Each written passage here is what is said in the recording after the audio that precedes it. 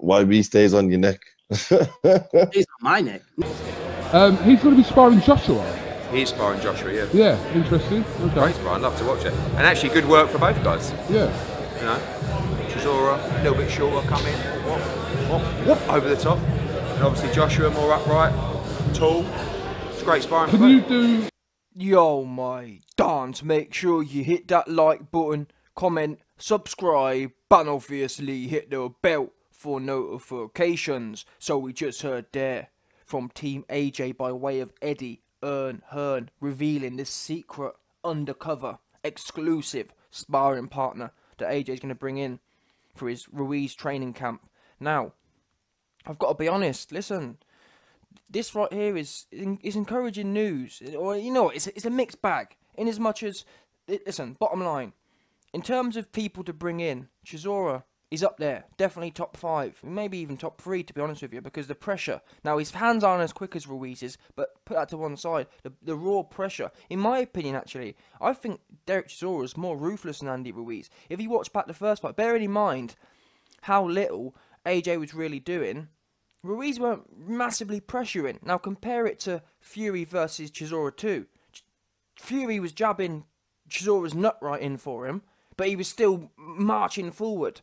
Does that make sense? So with that in mind, I think Chisora is actually more aggressive and more of a pressure fighter than Andy Ruiz is. That said, Chisora's hands are a lot slower, and he doesn't throw as many combinations. But I think he's more heavy-handed, if the truth be known. I think Derek Chisora is much more heavy-handed than Andy Ruiz. Andy Ruiz, he doesn't really dig his shots in because he's moving his hands quickly. He kind of, not rabbit punches. They've got a bit on them. When I say a bit, I mean a bit. They haven't got much on them, but they've got a little piece on them. But Chisora proper, every one he's got them forehands. He's proper going for it. That said, it's always a trade-off. The more power you put on things, the more sting. Sometimes the less speed you've got, and they always talk about how speed kills. It's a good, and that's like people like Mike Tyson historically.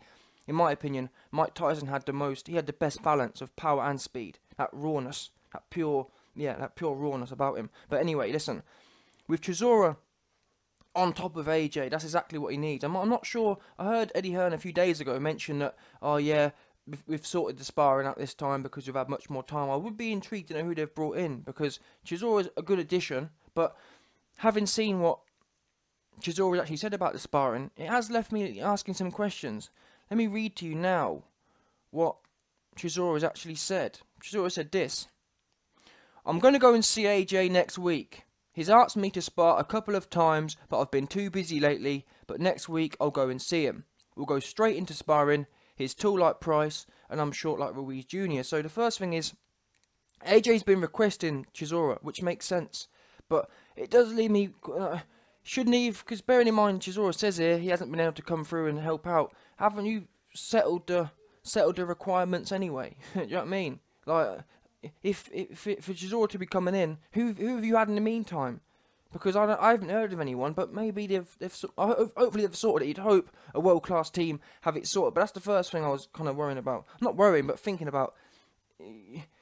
Chisora coming in for 1 week ain't really going to cut it, in my opinion. You need to have these long-term people in there.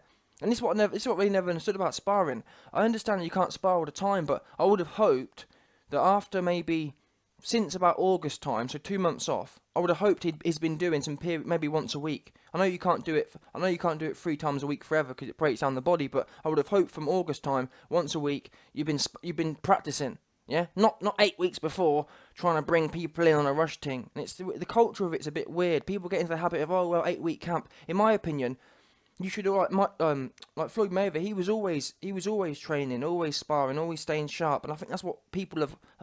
And I've heard that AJ does do that, but that's what I'm thinking about. This whole 8-week business. Oh yeah, we're 8 weeks out now. Let's bring people. No, you had 6 months. Yeah, do it throughout the 6 months. Get that schooling in. But that was the first thing anyway. The second thing was,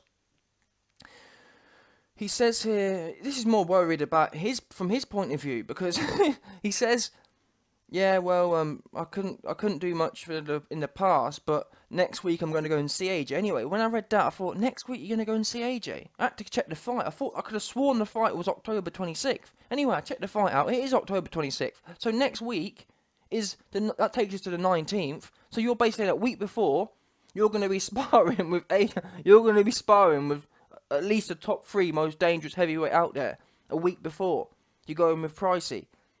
This actually went a long way to proving some things to me as well, because let's rewind our minds back to June 1st. When June 1st happened, yeah, and afterwards the rumours came out that AJ got buzzed in sparring, people were coming out saying, oh no mate, there's no way that AJ would have been sparring 8 days before. Well, I'm sorry, that rumour's completely been shot dead, because Chisora's categorically telling you here, he's gonna, a week before he's due to fight, he's gonna be sparring, going hell to leather with AJ, because he even says here, we will go straight into sparring.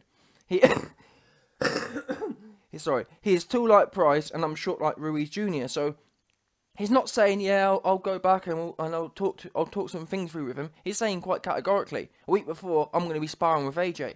Now, I don't know what you guys think about that, but also from AJ's point of view, having a week with Chisora, not long enough in my opinion. How many sessions can you do in a week? Probably 1 or 2 at best.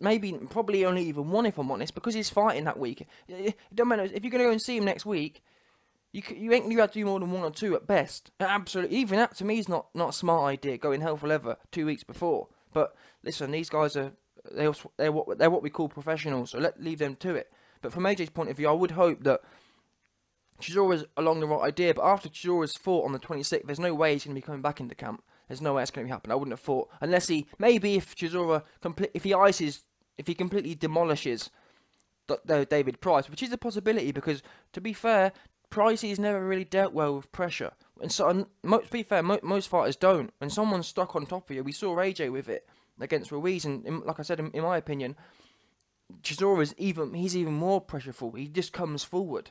And if Chisora was prepared to come forward against someone like Fury in his prime, when he was punching people's or jabbing people's nutting, I can't see what David Price is going to offer, because Pricey don't have the engine that Fury has. He don't have the jab that Fury had, should I say? No, yeah, Pricey doesn't have the engine that Fury had, and the jab that Fury had back in 2015.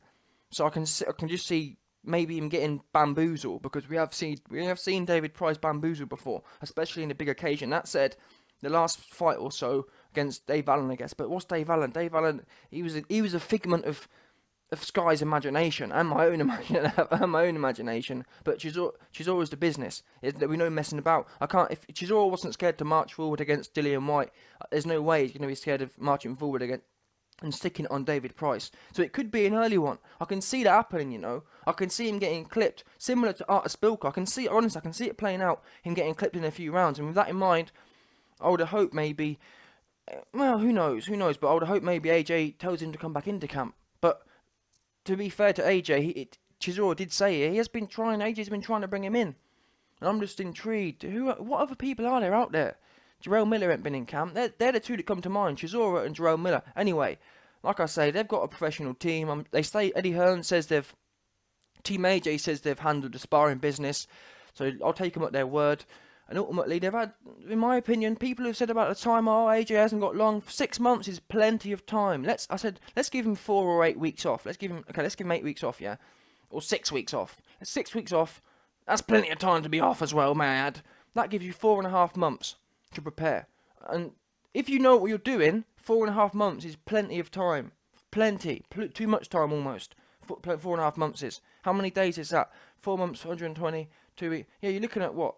130 days. Plenty of time for someone like Andy Ruiz. You're not trying to solve the Mayweather puzzle here. Ruiz, no power, number one. Pity-patty punches. No power, pity-patty punches. Head movement and all that. It's not all that, to be honest. It's too fat. It's too wide. Yeah? Pity-patty punches. Not mad pressure. Big massive lump. Loads of area. Loads of soft, delicate area on his body to touch. Big, fat head to touch. You know what I mean? And he doesn't... His head movement really ain't all that. I'm trying to think. Show me one time in that fight against AJ and Ruiz that you saw Andy Ruiz roll or do some evasive manoeuvres. You didn't really see it. The only thing was AJ's offense weren't really on point. AJ weren't right, man, bottom line. And I'm actually excited because I swear to God, come December 8th or December 7th night, whenever I choose to do a video on it, I'm going to be so... Honestly, I'm going to be so happy to see AJ back to his normal self. That's what I'm going to be happy to see. Yeah, even if we took the L, even if we don't get the dub, I'm gonna be happy to see. I'm gonna be happy to at least listen on on June 1st night. Yeah, when I went to bed on June 1st, I was not in a state. I couldn't. I thought I was dreaming. I couldn't understand what I just watched there. It didn't make no sense to me. It didn't make no sense. But I'm just hoping on December 7th night I get to go to bed at peace with myself, knowing that it was just whatever it was. Not none of this other BS with people looking like they're clones and whatnot.